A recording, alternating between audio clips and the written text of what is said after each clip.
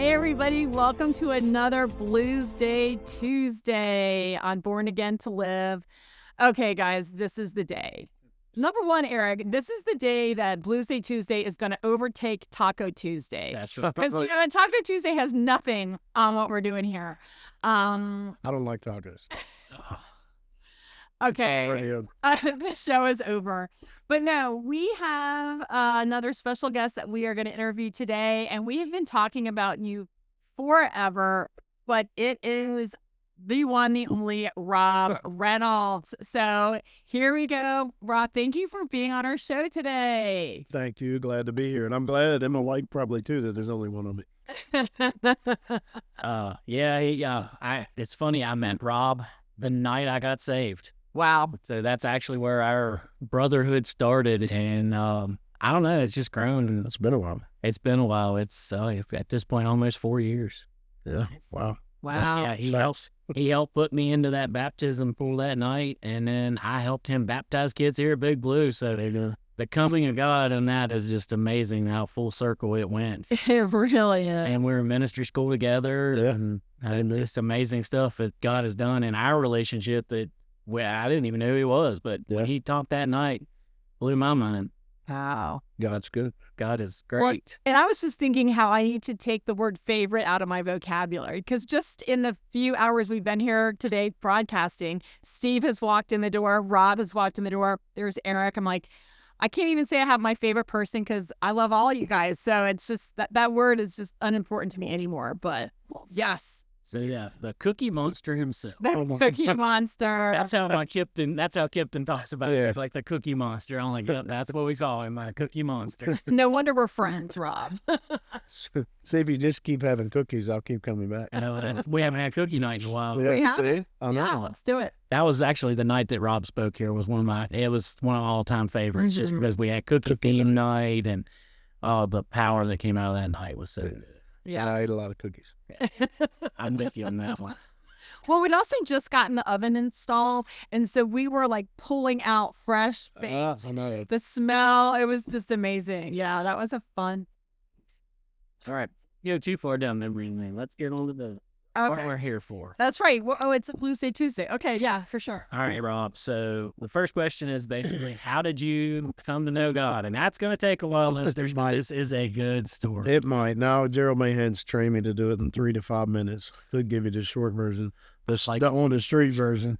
Man, how did I come to know God? Cookies. It's a short version. That's why it's Cookies. Cookie Monster.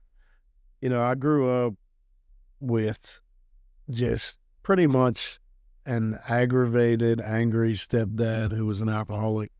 And my dad left when I was 5. He was really never around. So my mom, God bless her, she did the best she could. And I look back a lot and I talk about my parents being addicts, but I don't think my mom was like full-blown addict. I think she was more codependent on men, and whatever the man did, she did.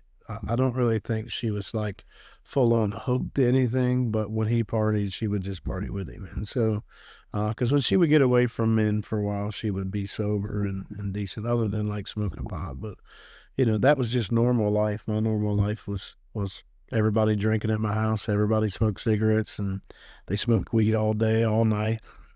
Stepdad woke up drinking beer and went to bed drinking beer. So it was normal, and that's what I think people don't understand that's never lived that. Like, you don't know anything else. It just seems like you think everybody does that because that's just when you're growing up like that, you just assume that. So that's kind of what I grew up with. He was mentally abusive and somewhat physically abusive, not real bad, at least to where anybody could see it. But it wasn't a good environment at all. I can remember Mom trying to kill herself a few times and him trying to kill her a few times and them fighting. And there was a lot of physical abuse between them two. And so I grew up with chaos and anger, and pornography was all over the walls, Playboy Penthouse, all that stuff. Centerfolds was everywhere. So it was just really, look, now that I live differently, I look back and think that was crazy, chaotic. But again, when that's all it just seems normal. Whether you're in church all your life seems normal, or that you grow up thinking that's normal life for everybody. And I just ran around with one of my friends Friday night, went and met him for lunch that I grew up with. And he lived down the road. And like when it got real bad, I would kind of retreat to his house, and his parents, man, Mike Walsh, he's just a dear friend. And his mom and dad just took me in. I was kind of like a semi-foster kid. At their house. I could at least go down there and get away from the screaming and yelling.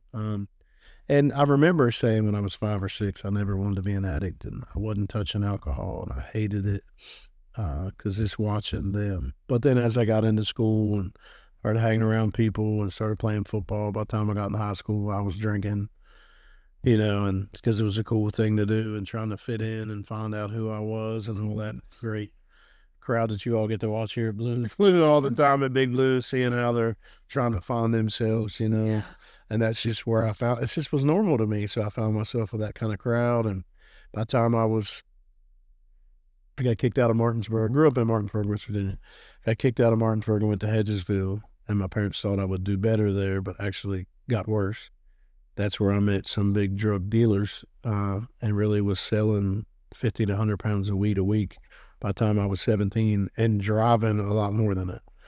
I can remember burying like rider trucks full of bales of weed in the woods. Wow. That's just how much was coming into this guy's house that I knew, and I just ran a lot for him and made money. And I worked at Burger King with my mom part-time just to kind of have it on the books looking like I had a job, but that was really all my money was that. And then I got into criminal activity. We started stealing stuff out of mailboxes and credit card. Back then, you really did not show your ID.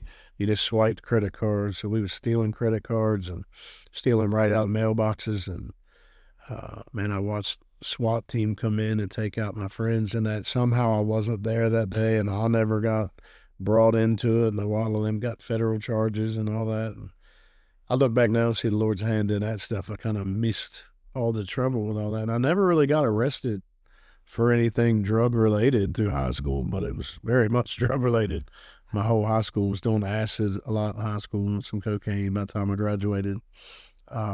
Did get a DUI when I turned 18.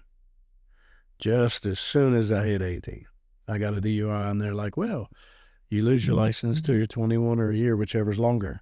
And so I lost my license for like 2.5 years as soon as I turned 18. That didn't stop me. I kept driving, kept going down that road, and met a bunch of people, started going to Morgantown, lived up there for a while, still selling drugs and running them everywhere. And got back from the beach and met a woman and got her pregnant within like 2 weeks. It was my first daughter, Brooke. It was in 95 when I had her. And that's when I tried to get out of the drug game at that point, thinking I don't want to be my parents. And I remember telling the guy I was selling it all for that I couldn't do it anymore. As having a baby, I want to be responsible. And me and him were like best friends. And I remember him telling me, man, I respect that. Here's $5,000, put it away for her. And I walked away from selling all of that. But then I quickly realized I couldn't walk away from my habits. I quit selling it, but then I still wanted to party. And I'm like, man, I don't have the money to party like I want to party.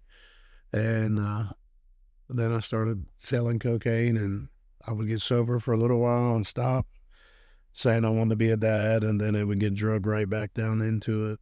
But I started working. My first real run-in with church was because my parents never took me. But when I was trying to get sober at one of the times, I got married to the lady I had my first daughter with, and she suggested I go to work with her uncle, who was a plumber in Manassas and Leesburg. And he said, we need helpers. So come down and work for me. And I went to work for him, and me and him talk now, so not a lot, but I went to work for him, and he was a deacon and a Sunday school teacher, and I thought, well, maybe that's what I need to do versus, drug addicts and drinking and all. That's probably not a good career. Maybe I go down and be a plumber and try this God thing. And from day one, he cussed me out and belittled me and made me feel like that big. And I just remember thinking, well, if that's what God and church is about, I don't want that. Like I never got treated that bad in the secular world, and here's this guy. And then it was my wife's family, so I couldn't say nothing. Yeah. You know what I mean? It's like, I'm the black sheep anyway of their family, and I'm going to complain about the uncle. And we kept talking about it. And she's like, well, you can't say nothing. I'm like, I'm getting tired of his mouth. And it finally blew up at work one day. I worked for him for probably almost a year and a half and was doing good. I've always been a hard worker. And I liked doing plumbing, but I didn't know what I was doing. So he would like tell me I was stupid and all this stuff. And finally one day it just started blowing up. He kept, there's glue and primer, the little cans of them. Mm-hmm. We would tape them together. We was doing groundworks. We still doing groundworks. We had them taped together, and I had like 3 or 4 of them. We was doing townhouses. It was 07. And I went from one to the other. Of course, I'm the young helper guy, so I had to carry all the stuff over. And as I'm carrying like 3 or 4, and they're open, he's pushing me and like knocking it and spilling it all over my chest. And that primer burned, and so does the glue. And I asked him like 3 times politely to stop. And I'm like, this is not going to end well, and I'm going to get fired. And finally, the 3rd time he did it, I remember taking him and just dumping him on his head. Oh, God. And he come back to swing at me. And of course, I'm ready to fight him. And our boss, Harry, was a really good guy, man. He come and jumped in between us. And he looked at him. He said, no, you be quiet. I've watched you. He's told you 3 times to quit, and you didn't listen. You deserve that. Yeah. And I said, I'm sorry, sir. I know I'm fired. And he said, no, you're not fired. I'll tell you what. I've watched you for the past couple of months, and you're a hard worker. If you'll do nothing but groundworks and let me train you, you can stay, and I'll give you a truck. And so that's how I started my plumbing career. I did plumbing for like 7 years, and I loved it. I did good at it, but from the way I grew up, from my dad not being there, and my stepdad, like I was never good enough, was always told I wasn't going to be nothing. So I had this, I got to prove myself mentality, and that's what happens when we grow up like that. Like I got to earn it and be better than everybody. So I was the young, dumb guy that wouldn't listen to the older guys telling me to slow down and you don't need to do that. I'd pick up tubs myself and water heaters myself and carry them up the steps. And I don't need your help. I got just to show off to be better. And that is what wound up hurting my back.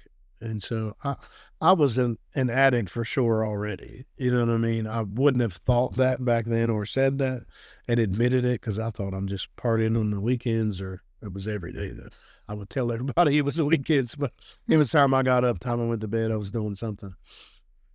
But when I hurt my back, it was like 99, 2000. And went to the doctor. He's like, oh, you need Oxycontins. Right off the bat. Put me on 80 milligram Oxycontins 3 times a day. Right off the gate. Didn't start out in those little ones or nothing.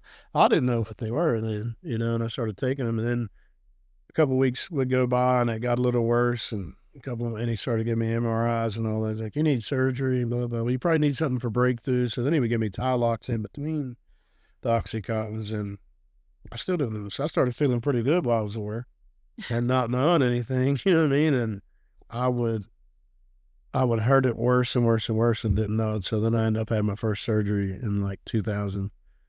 And he told me to take off a year, and I couldn't, obviously. So how old were you and had that first back surgery? I was born in 75, so I was only 25. Okay, yeah.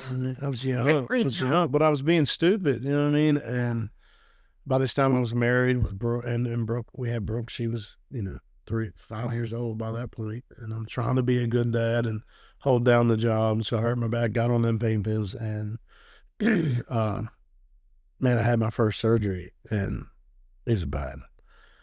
I said, well, I can't take off for a year. So in like 30 days, I went back to work. Oh, wow. And it only took me, he told me, he said, you're going to mess your back up again. So, of course, I went back on all the pain pills, being stupid, full bore, not taking, I can't do light duty. I need the money, working 6-7 days a week, never even being home. And about 3 months later, I heard it again. And they did another surgery. And he's like, this time you need to take a year off. I'm like, I can afford that. So my second surgery was like within a year. And he went in and he said, okay, this time we got to do some more work. So you're really going to have to, and I didn't listen. 3 or 4 months off, I went right back to work and blew it out again. So long story short, I had 4 back surgeries. My shoulder, I tore my whole rotator cuff out and a big hole cut out of my leg within 4 years. Oh, my gosh. 4 back surgeries and 2 other surgeries in 4 years. Just being so dumb and stupid and hard-headed and not listening and addicted to all the pain pills. I was getting so bad on Oxycontin, if I didn't have like 2 or 3 80s to get up in the morning to snort, I wasn't going to work. And I don't even know how I was functioning, because through all that time, they started labeling me bipolar. Then it went to bipolar and manic depression. And then it went then through borderline paranoid schizophrenia. And so I can't sleep. I'm waking up in the middle of the night and like making food and trying to take off in the van and while I'm dead asleep. Like, there was so much mental illness and drug addiction all crammed into one from 2000 to 2007. Is those 7 years were really bad. I mean, I was an addict for 17, but those 7 years were the worst. And 2004 was my last back surgery, where they put a cage and pins and screws and all that in. And I really couldn't get off the couch for about 3 or 4 months at all. I had that physical therapy come. And those, I got really bad there, because I just laid on the couch and got high. You know what I mean? And I'd been in some criminal activity, but not a lot. But once I come out of that, like, they told me, you can never do plumbing again. Like, you're done. Like, if you do, you're going to be in a wheelchair. And so I'm like, okay, now what? I guess I just sell pills. And so I started getting, a friend of mine had fake scripts his wife would print out on the computer. So I was getting 90/80s. My wife, by the way, at the time, she was addicted too. And she went to the doctor. We was both getting 90/80s a month ourselves legally. But then we went to this guy and started getting fake scripts. And I was getting 7 a month and she was getting 6 a month. All 90/80 Oxycontins. And we was using them to pay rent, using them to sell, and it was just a nonstop cycle, And then I was on all my psych meds. So I was on 500 milligrams of Seroquel, plus I was on 2 different depression pills, plus I was on Valiums, Tylox, and Oxycontins. That was all supposedly legal, but none of the doctors knew anyway. You know what I mean? Back then it was a little different. I was Dr. Hopping some with not the psych meds, but the other meds. So it was a mess from 2004 to 2007. I honestly don't even remember a lot of it. My daughter will talk about stuff and I'm like, she's like, you don't remember? I'm like, nope. Wow. And it was bad. I mean, I've left her in crack houses. I've forgot her on the bus a couple times, and my dad would get her and call me 3 days later and be like, are you even going to worry where your daughter's at? Like, when I say I was those 3 years were horrible 3 years. I look back now, I don't even know how I made it out, only by the grace of God. And I didn't know him. That guy pushed me away from him, and I never wanted anything to do with him. And so I started really getting into criminal activity during them 3 years. Started stealing credit cards from a daycare that we used to drop our daughter off at, and before school and after school. And I was just robbing pocketbooks and everything and taking credit cards. And then I got hit with the prescription frauds, and then I got hit for welfare fraud. I got how many worthless check charges I got. I got breaking and entering, stolen property, aggravated assault. I've got all kinds of different charges. Some of them got dropped, and some of them got combined together and dropped off to the one bigger one. But through those 3 years, like, I tried to kill myself 4 different times. I was in the psych ward every year at Christmas time from 2004 to 2007 because I tried to kill myself. I went through 4 or 5 different rehabs and didn't work 30 days, 60 days, 90 days. I was always in NA and AA, and it just never, it would work for times for a moment until life got bad. Until we didn't have money, or until, you know what I mean, or until my family made me mad, or whatever, until then I'm just done. I'm going to go get high. And I remember at one point my wife actually got pretty much sober, except for, I think, about 2005, except for smoking weed. And she was a bartender, so she drank some. But as far as the hard stuff, she quit. But I never could. And I would make it 2 or 3 months.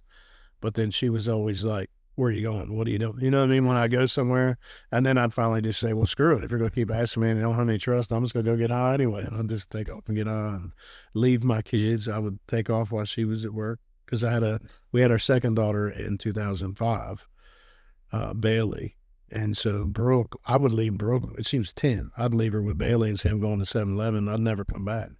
And they'd find me 3 or 4 days later in a crack house somewhere, strung out. And, man, I never, until 2004, though, I never shot up with a needle, and I never smoked crack. And that's what I always thought separated me from the rest of the addicts. I mean, I'm not that bad. But like I said, from 2004 to 2007, I didn't even want to live. So I started using a needle and went from Oxycontin to heroin. I'd snorted heroin before, but never really shot it up. But those 3 years, I shot it up, and I was, man, smoking crack every day. My gosh, I would steal the rent money and everything to smoke crack. There's so many stories I can tell you that it's just shameful. I remember riding my daughter's bicycle, little pink bicycle, all the way across town one day to go get some crack because I didn't have a way there, and then riding it back. And there's so many stories that are horrible. I'm not trying to glorify the enemy. I'm just trying to say how bad it was. And then finally, I went to a rehab. It didn't work because I didn't want it to work. They thought it worked. It was a 30-day program.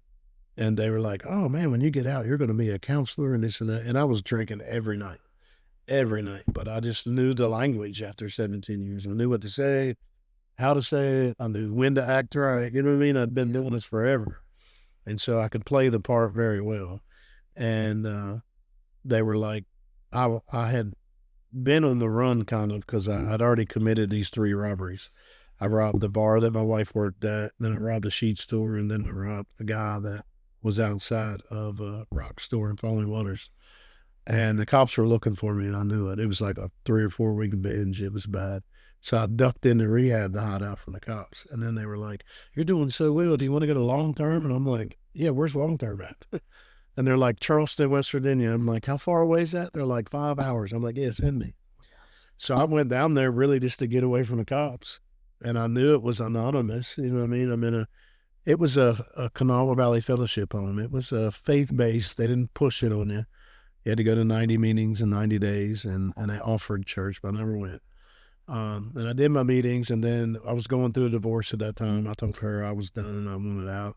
And I knew in my mind, I'm going to prison soon. You know what I mean? Like, as soon as this catches up with me, I can't be there. Anyway, best thing you can do is leave, get away from me. I'm done. And I filed for divorce and all that. And then I met a girl in the rehab who was in a rehab. And we're like, oh, we're going to help each other get sober. And I moved in with her, moved out of the rehab. She moved out of the rehab. And it wasn't 2 weeks, and I'm slamming a bottle of wild turkey, walking down the street of Charleston, and I got arrested. And they pulled up my NCIC and was like, hey, you were wanted on 7 warrants in Martinsburg, West Virginia. I'm like, yeah.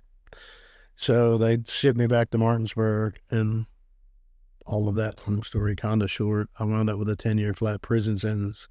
And man, it's the best thing that ever happened to me, though. I didn't know it. They hit me with that, and I waited 2 years in Martinsburg, which I'd been in and out of there with all them other charges. I knew everybody, went to school with most of the corrections officers. And for the 2 years I was there waiting to go to prison, I didn't change at all. I was getting high, had people bringing me stuff in, people bringing stuff to the COs. I was even getting Burger King and everything in there. I wasn't trying to change. Getting high, still doing heroin and pills, everything I could. And then my daughter wrote me a letter and said she was done with me. And when I got out, that she was dead to me, don't come to her wedding or nothing, graduation. And that kind of really, that stuck me in the heart. And even though I was on all that medicine, for once I actually had some emotions. And I was like, man, I became worse than my parents. So I made a choice. They kind of took me from there right when I got that letter, receiving him out, and then I made it to Hutton'sville. And by the time I come out of the receiving and go to Hutton'sville, I knew I had to change. So I took the RSAT program, the drug program in prison, which nobody wants to take. You got to hold each other accountable and write each other up and all that stuff. And I cussed a lot. And I didn't want to go there. And, you don't want to snitch in prison. That's like against the criminal code. So everybody, as soon as you go to that dorm, the whole prison hates you. And so you lose all your clout with everybody. But I was like, I don't care. I need to get home to my kids. So I went there, and thank God he knew what he was doing. I met 2 of my still good friends, Rocky Meadows and Mark Hubble, and they really started sharing Jesus with me in such a real way, and I couldn't figure it out. Rocky was happy in prison, and it made me so mad. It's like, what is wrong with you? And he's like, it's Jesus. I'm like, shut up, man. It's not. I've never seen Jesus. I've never seen a happy Christian ever. All my life, you know what I mean? They're judgmental and hypocritical, and they're miserable. And I was like, how can he be happy in prison? He's tithing 10% of his food to people. I'm like, what is tithe? He's like, I got to give it to God. It's the only way I can do it. I give it to somebody that doesn't have anything. And I'm like, that's stupid. Give it to me. It's like, no. So then, he's all happy. And he's like, it's Jesus. All right, whatever. He's crazy. And then I met Mark, and Mark was the calmest. Have you ever met Mark yet? No. Oh, I got to get you to meet Mark. He did 16 years for murder. And he's calm as could be. And he's the one who was writing me up. I would cuss, and he would write me up. So I would cuss him out for writing me up, and he'd write me up again for cussing. And I'm like in his face, yelling and screaming. And when you're in jail, like you get in somebody's face, it's fight. Like you fight. If not, you're looked as weak. And so I'm trying to break him. And I'm hoping, see, that's self-destruction for addicts. That's what we do. I'm like, if I get him to hit me, I can say I tried the program, but he hit me and I had to fight, but he wouldn't. He's like, no, I love you. You asked for help. I was like, this ain't love, man. Don't write me up, He's like, no, man, you want to change? You said you wanted to be a dad. I'm trying to help you. I'm like, how can you be this calm? And he's like, it's Jesus. I'm like, here we go again with this Jesus guy. Y'all are crazy. It's not Jesus. But I watched them for 3 or 4 months, and they stayed the same, nonstop. And I'm like, okay, there's something to that. So I started asking questions and went into one of their Bible studies. And then they're like, hey, there's this Kairos Prison Ministries coming. You ought to go. And I'm like, I ain't going to no thing with a bunch of Jesus people. I'm not happening. I'm okay to talk to y'all, but I'm not getting around a bunch of people. Again, I'm bipolar, manic depressive, and kind of paranoid. I'm like, I can't deal with a bunch of people. And they're like, well, they're coming in giving good food and cookies. And I'm like, what? And he's like, fried chicken, lasagna, meatloaf. And I've been eating prison food 4.5 years. I was like, all right, well. And they said, a basket of cookies that never runs empty on the table. And I'm like, all right, that's sealed. And that's the cookie story. Like, so I went, and really, that's the only reason I went was for food and cookies. And they tried to hug me and love on me and touch me. And again, I didn't want nobody touching me. So I just sat at the table and ate my cookies, and they left me alone.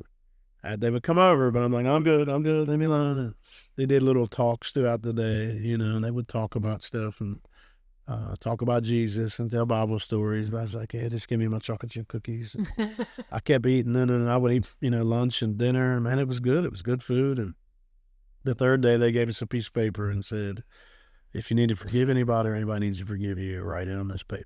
Take your time. So I'm like, good, I'll do this and it'll leave me be. And I really did it.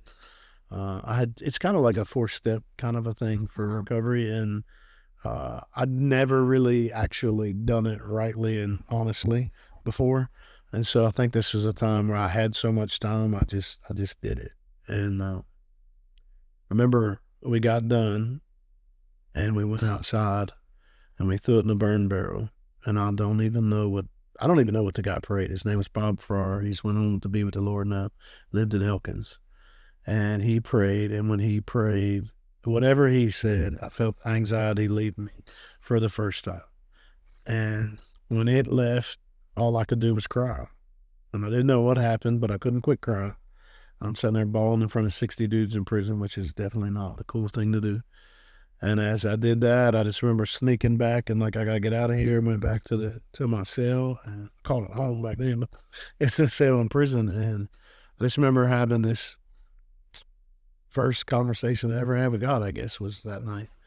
And I was like, I don't even know if you're real. I don't know. But if you took that and that was you, I want more of that. And I just remember saying, I don't have anything. I don't know what you require or what this cost me or what this is all about, but I really want to die. I don't want my life. I'm miserable and I got nothing left, but you can have it. And then the next day I come in and there's that pastor waiting on me and he's like, I prayed for you all night long, years of scripture. And it meant nothing to me at the time. Proverbs 3, 5, and 6, like one of my life verses now. Trust in the Lord with all your heart, lean not on your own understanding, acknowledge him in all your ways and he'll direct your paths. But it was Chinese to me then. I'd never read the Bible. And so I put it in my pocket and he's like, I feel like you want to talk to me. And I'm like, buddy, I got all kinds of questions. Yes. I don't know anything about this guy or anything or what this is like. And he said, well, come back to the chapel with me. And we went to a little shower curtain chapel thing in the prison, this little square in the prison gym. And when I walked in, the Holy Spirit hit me. I know now what it was, but I did not know. Weird and freaked me out. But I just fell on my face and everything I wrote on that paper, literally, physically, I cried out of my mouth. And I know now that was like this huge act of surrender, but I didn't know what it was. It just wouldn't stop. it just kept coming, and it just, I literally spoke everything. Every person I need to forgive, every crime I committed. I lay there for like 2 hours or more and just bawled.